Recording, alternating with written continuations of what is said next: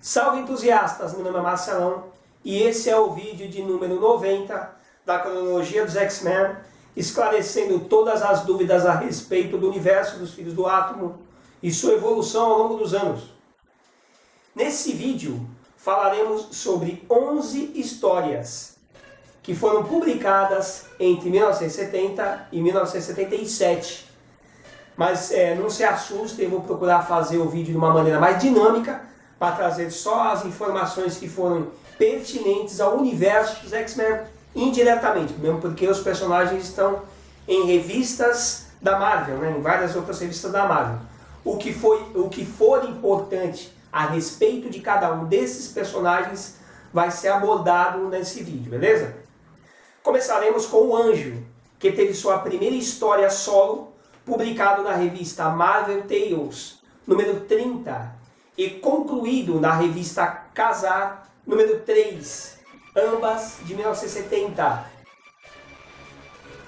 O inimigo que o Anjo vai enfrentar é o Dazzler, líder de uma organização criminosa que dispõe de um arsenal tecnológico avançado e soldados fiéis à sua causa. O Anjo está usando seu traje vermelho e amarelo, que ele guarda na Mansão X. Podemos ver também que ele continua usando suas cintas de contenção para amarrar suas asas junto ao corpo e dessa forma poder usar os trajes civis, né?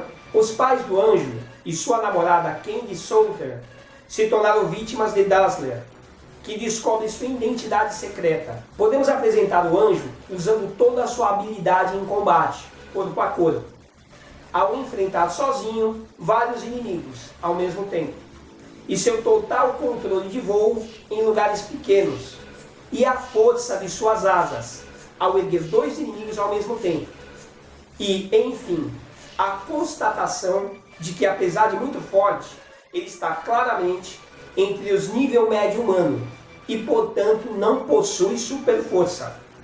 Nessa história, também, sua identidade secreta acaba sendo revelada em meio ao combate.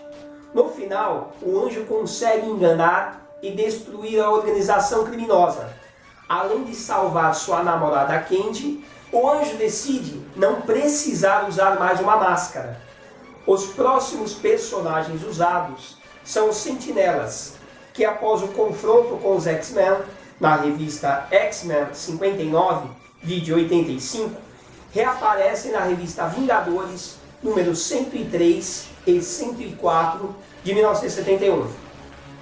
A história mostra que os Sentinelas retornaram, saindo de sua trajetória suicida em direção ao Sol, onde certamente seriam destruídos. Eles ainda são liderados pelo Sentinela número 2, que tem seu corpo robótico parcialmente derretido durante sua aproximação ao Astro-Rei. O Sentinela número 2 retorna após encontrar uma nova solução definitiva para erradicar os mutantes do planeta Terra. Eles retornam para a base Sentinela, localizada no deserto australiano, o Formigueiro, que possui 4 níveis de subsolo. Sua estrutura conta com computadores ultramodernos, área para confinamento de mutantes e um novo canhão detonador solar, movido a energia mutante.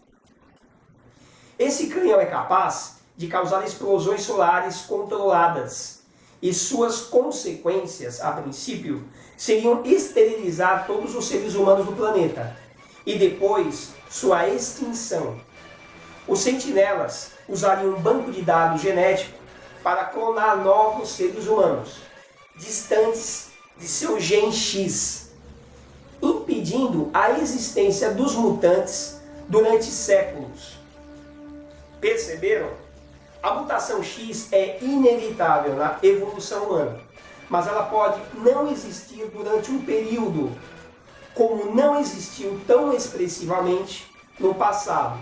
Ou seja, tudo isso para uma solução paliativa, mas com o devido controle pode funcionar. Vocês entenderam? O que eles vão fazer é manter o Gen X na humanidade sob um controle, ou seja, erradicar é impossível. Mas eles vão controlar mesmo porque ao longo dos anos pouquíssimos mutantes existiram sobre a Terra. E é isso que eles querem fazer, né? A configuração tecnológica do detonador solar exige que seu gerador de energia seja alimentado pelo poder mutante de uma mutante fêmea. E adivinha quem foi escolhida para a função? A mutante Feiticeira Escarlate. Lembra do vídeo 85? Que eu provo que Pietro e Wanda são mutantes? Pois é. Empresas de tecnologia independentes foram contratadas pelo governo americano em sigilo absoluto para a produção dos sentinelas. E por esse motivo, nem o banco de dados da SHIELD possui informações sobre eles. Mercúrio corre até uma base dos sentinelas, no interior de uma das montanhas Adirondack. Ele se sente profundamente irritado por ser sempre tratado de forma pejorativa ao ser chamado de o mutante dos Vingadores. Chegando ao local, ele constata que a base foi abandonada há alguns anos. Ao encontrar a base australiana secreta, os Vingadores, Capitão América, Thor, Homem de Ferro, Visão e o Gavião Arqueiro enfrentam um dos Sentinelas Mark II. Os mesmos modelos que os X-Men enfrentaram na revista 59, vídeo 80, lembra? Podemos ver claramente que o avançadíssimo sistema de assimilação de poderes são acionados independente da natureza do oponente, sendo ele mutante ou meta-humano. Seus raios de calor, disparados pelos olhos, não podem causar o menor dano ao escudo do Capitão América. O Visão destrói 2 sentinelas usando seu poder de intangibilidade. Mas como? Se ele já teve contato com outro sentinela? Os sentinelas precisam identificar seu oponente para acionar suas defesas de assimilação, que estavam configuradas para combater os Vingadores mais próximos naquele momento. E como o Visão já havia sido considerado abatido nos bancos de dados dos androides, sua configuração não estava preparada para enfrentar aquele tipo específico de poder. Ao se tornar etéreo, o Visão consegue passar pela defesa número 1 do nível do formigueiro. Mercúrio usa sua super velocidade e inteligência para vencer um sentinela. No segundo nível, os Vingadores derrotam um sentinela com seus poderes combinados. O sentinela número 2 pega os Vingadores de surpresa e consegue derrubá-los usando uma rajada de raio desintegradores. Seu ataque é interrompido pelo poder da Feiticeira Escarlate, enquanto o Visão destrói outro androide. No final, o Sentinela número 2 é destruído pelos próprios sentinelas restantes, que constataram que sua programação e visual o tornaram muito diferente dos demais. Concluíram que, por ser diferente, como os mutantes são dos humanos, ele deveria ser destruído. Com a destruição do número 2, os outros sentinelas desligam suas funcionalidades. Um deles cai em cima de Larry Trask e o mata esmagado. As próximas revistas são Capitão América e Falcão, números 172 e 173, ambas de 1971. Nessa história, o Império Secreto se infiltra, corrompe o governo americano e seus ideais, além da fé nas instituições próprias. No atual estado de divisão e desespero, o Império Secreto pretende legitimar um golpe fascista. Em meio a esse cenário, os mutantes deixam de ser apenas odiados e temidos e passam a ser caçados indiscriminadamente como animais. Sem distinção, mutantes malignos e super-heróis foram capturados com o objetivo de serem usados para alimentar um sofisticado equipamento tecnológico, um disco voador para transportar tropas. Ou seja, como já foi mostrado em várias outras revistas, os poderes mutantes emitem altos níveis de energia, que podem ser absorvidas e canalizadas. Conhecendo o caráter, ideais de justiça e liberdade do Capitão América, o Professor X o procura. Ao encontrá-lo, Xavier expõe os acontecimentos relacionados aos mutantes e os dois apertam as mãos, como aliados. Nesse momento, eles são surpreendidos por uma divisão armada da SHIELD, liderada por Nick Fury. Apesar da superioridade militar numérica e bélica, os aliados X-Men e o Capitão América e o Falcão têm total vantagem, mas Xavier está preocupado em não ferir inocentes. Dessa forma, é mostrado um dos maiores erros de informação dos quadrinhos, quando o Cíclope usa suas rajadas ópticas para incendiar uma pequena área para cobrir a retirada da equipe. Né? Como já foi mostrado para vocês muitos vídeos antes, evidentemente que as rajadas ópticas do Cíclope não emitem calor de forma alguma. Mas essa falta de informação e comprometimento com a obra fizeram com que o roteirista e os desenhistas fizessem essa mescla. Né? Mais tarde, o Capitão América e o Falcão encontram um Banshee e eles lutam. Banshee ataca usando seus raios sonoros, que tem o poder de destruir chapas de titânio. Mas o escudo do Capitão América resiste totalmente intacto. A dupla usa sua habilidade e técnicas em combate para vencer, mas no final, mesmo com a ajuda do Salvador Cíclope, o mutante Banshee consegue escapar. É fato dizer que nessa história, por sinal uma ótima história, os X-Men ficaram em segundo plano, literalmente como coadjuvantes. No final, o Capitão América consegue salvar o dia e todos juntos, a SHIELD, o Capitão e os mutantes, festejam, né, o acontecimento todos juntos. Ou seja, uma falsa calmaria.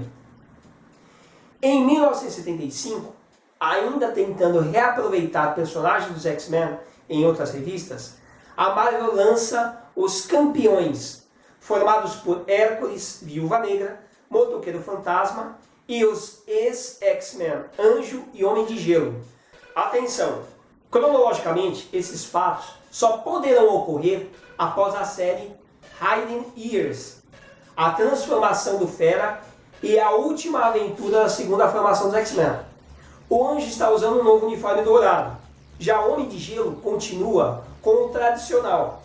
Só que aquele xizinho que ele tinha, que aparecia na forma de gelo dele, vai ser substituído, ele vai desaparecer. Né? No começo, assim, vocês vão até ver que tem um xizinho aí que foi traçado pelo desenhista, mas esse X em questão vai desaparecer ao longo da história, beleza? Até um pouco mais para frente, quando irá mudar para um novo uniforme, com tons claros de azul e branco. A história inicia no momento em que o Anjo e o Homem de Gelo conversam na UCLA, onde estão estudando após o professor X ter conseguido um par de bolsas de estudo para os dois. Eles estão em um dilema entre voltar ou não para os X-Men, e sua desmotivação aumenta após descobrirem que o Fera está se dando muito bem entre sua nova equipe, os Vingadores. O campus é atacado e outros super-heróis surgem para ajudar a dupla. Esse é o início da união dos campeões. Em Campeões número 5, um dos maiores advogados dos Estados Unidos, contratado pelo Anjo, vence uma ação judiciária que havia sido movida contra o Warren pelos próprios parentes, que alegavam que, por ser um mutante, não teria direito à herança dos pais. Com a vitória, Warren Worthington III passa a ser o dono majoritário das empresas Worthington. Em Campeões número 8, após um combate, o Anjo tem seu uniforme dourado danificado. Ele então decide usar o último uniforme confeccionado ainda quando estava com os X-Men. Em uma coletiva de imprensa, ele oficializa a formação dos campeões e ele como financiador da equipe. Em Os Campeões número 11, de 1976, ele compra um edifício inteiro para servir de QG para os campeões. A tecnologia usada é fornecida pelas indústrias Stark, inclusive um veículo voador, que possui o logo da equipe. Né? Na frente do veículo tem o logo da equipe. Em Campeões número 16, de 1977, os heróis enfrentam Magneto, que logo de cara tenta imobilizar o Hércules, usando vigas de metal bruto. Mas o herói recebe o ataque mais como um incômodo. O Hércules, meus queridos, ele figura entre os pesos pesados da Marvel. Ele está ali ao lado do Hulk, do Thor, ou seja, ele é nível 100 toneladas, nessa época que eles costumavam colocar, nível máximo de força dos super-heróis. Ele está ao lado desses poderosos, né, a nível de força, ele está entre os mais poderosos ali. Inclusive teve uma ocasião em que os próprios defensores tentaram segurar, conter ele, e não conseguiram todos juntos. Ele de fato é muito poderoso, né? E é assim, nesse momento em que ele consegue segurar o ataque do Magneto, que tenta conter ele com as vigas de aço, ele automaticamente fica um pouco imobilizado. O motoqueiro fantasma ataca a esfera magnética do Magneto com o fogo infernal dele, que é um fogo muito intenso, tá? E mesmo assim, o escudo magnético do Magneto consegue conter o ataque do fogo. Em seguida, o Magneto ataca novamente o Hércules, utilizando o poder que eu acredito que não seja uma coisa interessante. Eu não acredito nesse lance de você poder controlar o corpo humano com 3 gramas de ferro que tem no organismo. Isso para mim é besteira, não funcionaria dessa maneira, mas enfim. Ele consegue se livrar momentaneamente do Hércules, que retorna. Ele chega perto do Magneto o suficiente para golpear o escudo magnético dele, fazendo com que ele saia, né, voando um pouco mais distante do ponto onde o Hércules está. O Magneto chega num ponto onde outros heróis estão combatendo e ele cai perto do Hulk, né, que está lutando juntamente com os outros heróis. Né, se vocês precisarem e tiverem interesse de ler a história, né, eu até aconselho que vocês leiam a história aqui, como nossa proposta não é falar da história. Então, para vocês só terem um parâmetro dos fatos que estão ocorrendo, para saber em que momento o Magneto faz diferença, o poder dele faz diferença em meio a tudo isso que está acontecendo, entenderam? O que acontece? Ele chega próximo da onde está o Doutor Destino, tá? Que é um dos poderosíssimos super vilões do universo Marvel, além de ser extremamente inteligente também. O que acontece? Eles entram num combate direto, os dois. O poder mutante magnético do Magneto contra a tecnologia extrema do Dr. Victor Von Doom, o Dr. Destino. A princípio, né, o Magneto comenta que o poder que eles têm são equivalentes. O Magneto pega um tanque e arremessa um tanque de guerra na direção do Dr. Destino, que utiliza a tecnologia que ele tem na armadura para fazer o tanque despedaçar no ar. Tá? Em seguida, o Magneto ataca, ele faz uma coisa até previsível, que é tentar atacar o Dr. Destino, fazendo com que a armadura metálica dele esmague o corpo dele em seu interior. Só que, no entanto, o que acontece? O Victor Von Doom, a armadura dele é tão... A tecnologia que ela possui é tão absurda quanto a do Stark, do Homem de Ferro. E ele inverte a polaridade magnética, invertendo o fluxo magnético, fazendo com que o magnetismo invertido do Magneto se volte contra ele. É aquela coisa de você pegar dois pedaços, né, magnéticos, dos ímãs, sabe? Que você pega o ímã, aproxima, se ele estiver numa determinada posição e você inverter um, não consegue encostar no outro, é isso que acontece. Ele inverte a polaridade e faz com que o Magneto seja arremessado para longe. E é assim, a história segue, acontecem várias coisas, e num dado momento o Magneto abandona, né, o campo de batalha. Nessa, em questão, a gente mostrou o primeiro confronto que o Magneto tem com o Dr. Destino. Se vocês não sabem o que pode acontecer num combate direto entre eles, quem pode vencer eu sei. Mas isso vai ficar para o próximo vídeo que vocês forem acompanhar mais para frente. Essas próximas revistas são provavelmente as mais importantes dessa época. Os Defensores, números 15 e 16, ambas de 1974. A história inicia com o Professor X, aparentemente no santuário do Doutor Estranho, em sua forma astral, para pedir ajuda à equipe. O Doutor Estranho está acompanhado da guerreira asgardiana Valkyria, e do Falcão Noturno. O domínio da magia do Mago Supremo permite que ele possa visualizar formas astrais naturalmente, mas os outros presentes só conseguem ver quando ele usa o olho de Agamotto, revelando a forma de Charles Xavier para todos os presentes. Aceitando o pedido de ajuda, os defensores se dirigem às cavernas de Carlsbad, no Novo México. Após encontrarem o Professor X, o grupo é atacado por um enorme monstro, que na verdade é uma ilusão criada pelo Mestre Mental. É importante dizer que o Doutor Estranho foi de fato, a princípio, enganado pela ilusão. Vou explicar como. Primeiro, a poderosa ilusão gerada pelo Mestre Mental pegou todos de surpresa. Sabemos que esse tipo de ataque afeta qualquer pessoa que não perceba a farsa. O elemento surpresa é fundamental. Engana a percepção humana, ou seja, os sentidos. Não é magia. E como o Doutor Estranho é humano, foi justamente esse lado humano dele, essa sensibilidade dele que foi afetada. Caso ele estivesse usando o olho de Agamotto, isso não aconteceria. Já os efeitos físicos foram gerados pelos poderes combinados do Magneto, Unus e do Blob. O único que percebe e está preparado para enfrentar esse tipo de ataque é o Professor X, que usa seu poder mental para desfazer a ilusão coletiva. O ataque de Xavier revela Magneto e seus mutantes do mal, que são o Mestre Mental, Blob, Unus e Lorelei. Mais tarde, aprisionados em uma máquina que gera um poderoso campo magnético, Magneto explica que após ser vencido pelos Vingadores, ele é aprisionado próximo ao centro da Terra, dentro de uma esfera tecnológica. Após meses de confinamento, um acontecimento extraordinário acaba libertando Magneto, que sobe usando seu poder para alcançar a superfície. Por acaso, ele acaba encontrando uma caverna cheia de tecnologia alienígena abandonada. A tecnologia é Defiant, que remota os primórdios da humanidade terrestre, anteriores ainda aos Homo sapiens conhecidos. Olha só.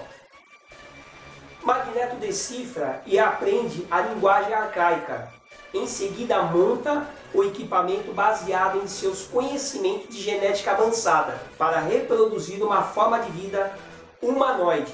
Essa forma de vida humanoide, ela é manipulada para se tornar geneticamente superior. Nesse meio tempo, o professor orienta os defensores a usarem sua concentração para gerarem um fluxo de energia bioelétrica. Você sabe que o cérebro funciona com impulsos elétricos, né? O Xavier faz com que essa eletricidade seja multiplicada muito acima dos padrões normais. Essa energia gerada naturalmente pelo cérebro é ampliada centenas de vezes para que Charles Xavier possa redirecioná-la com o objetivo de sobrecarregar a estrutura funcional que os mantém confinados. Assim que escapam, eles já partem para combater os mutantes maléficos. O som hipnótico de Lorelei atrapalha a concentração de Charles Xavier, impedindo que ele use seu poder mental. Mas, analisando a situação, ele encontra um meio de contra-atacar usando os recursos de propulsão do traje do Gavião Noturno, para usá-lo como arma para acertar a adversária. O Hulk consegue vencer Unus e Blob com sua força bruta e o auxílio de Valkyrie. Já o Doutor Estranho vence o Mestre Mental usando inteligentemente sua magia para confundir o foco de ataque do mutante. Porém, esse era o tempo que Magneto precisava para concluir seu objetivo de reproduzir um novo e poderoso ser. Essa história acaba aqui, mas conclui nos Defensores número 16 de 1974. A máquina de Magneto conclui o experimento, apresentando um enorme humanoide, que aparece claramente desorientado. Ele é apresentado como mutante alfa, o mutante definitivo. O Doutor Estranho ataca, mas percebe que sua magia é imune à barreira invisível que a criatura consegue gerar. E ela gera isso instintivamente, tá? Mostrando mais uma vez uma variação do seu poder manipulado por Magneto, a criatura teletransporta todo o grupo que reaparece na frente do prédio das Nações Unidas. Todos invadem o local até chegar no auditório da Assembleia Geral, para Magneto reivindicar a autoridade mutante soberana, exigindo a submissão total do resto da humanidade. Magneto ordena que o mutante Alpha faça, pela terceira vez, uma demonstração do seu poder. Ele então ergue o prédio da ONU e toda a área no entorno, mantendo todo o local suspenso em pleno ar. É importante observar que cada vez que o mutante Alpha usa seu poder, sua aparência muda, evoluindo seus traços físicos. Após os defensores conseguirem sair das profundezas da caverna, o Professor X usa sua telepatia, varrendo uma enorme área em busca da assinatura diferenciada que cada mutante possui e que já foi mostrado em X-Men número 56, vídeo 80, quando a garota Marvel procura e encontra o anjo na imensidão do deserto. Vocês lembram disso aí? Ou seja, é uma característica de um poder mutante mental muito elevado que a garota Marvel fez naquele vídeo, né, naquela história, e que o Xavier faz agora também. Dessa forma, Magneto é localizado, porque ele possui uma assinatura diferenciada. Tá? Os defensores e o Professor X reaparecem. Magneto ordena que o mutante Alpha destrua o grupo, mas a criatura começa a questionar suas motivações. Mesmo assim, ele usa mais uma vez seu poder para atacar os heróis, que contra-atacam vencendo os obstáculos, mais uma vez. Enfurecido, Magneto começa a hostilizar o mutante Alpha, que agora parece mais consciente dos acontecimentos à sua volta. Durante o combate, o Professor X nota a manipulação em meio à incerteza das ações do mutante Alpha e a mudança de suas feições, com o crescimento significativo do seu crânio. Intrigado com a hesitação em combate do mutante Alpha, Xavier nota que existe justiça nas ações da criatura e questiona suas motivações. O mutante Alpha avalia todos os últimos acontecimentos desde sua criação e conclui que Magneto e seus seguidores são essencialmente do mal e que eles devem pagar por suas ações.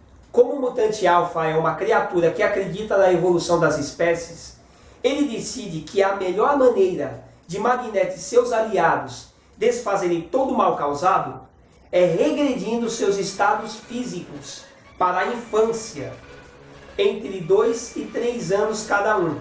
Após cuidar dos mutantes malignos, o mutante Alpha apaga das memórias dos humanos todos os acontecimentos ocorridos relacionados a ele. O combate entre Magneto e seus aliados contra os defensores. Restaura o prédio das Nações Unidas, o prédio da ONU, e parte para o espaço em busca de novas experiências. Com relação aos bebês mutantes, Magneto, Blob, Lorelei, Unus e Mestre Mental, Charles Xavier os leva para a Ilha Muir, onde ficarão sob os cuidados de Moira McTaggart, e lá permanecerão pelos próximos meses. Bom, essa história termina aqui. Todas essas informações que eu trouxe para vocês, dessas revistas, são muito importantes na cronologia dos X-Men. Como eu já havia falado, essas revistas foram produzidas nessa época em que houve o apagão e que as revistas originais dos X-Men foram reimpressas. Então a maioria dos personagens, menos o Cíclope e a Garota Marvel, migraram para outras revistas. Mas só que assim, esses acontecimentos que foram trazidos para vocês, eles vão se manter ao longo da cronologia. E isso é para que vocês compreendam a evolução desses personagens que continuaram as suas vidas fora das revistas dos X-Men. Beleza? Espero que vocês tenham gostado do vídeo. Dá um like pra gente que é extremamente importante. Obrigado e até os próximos vídeos.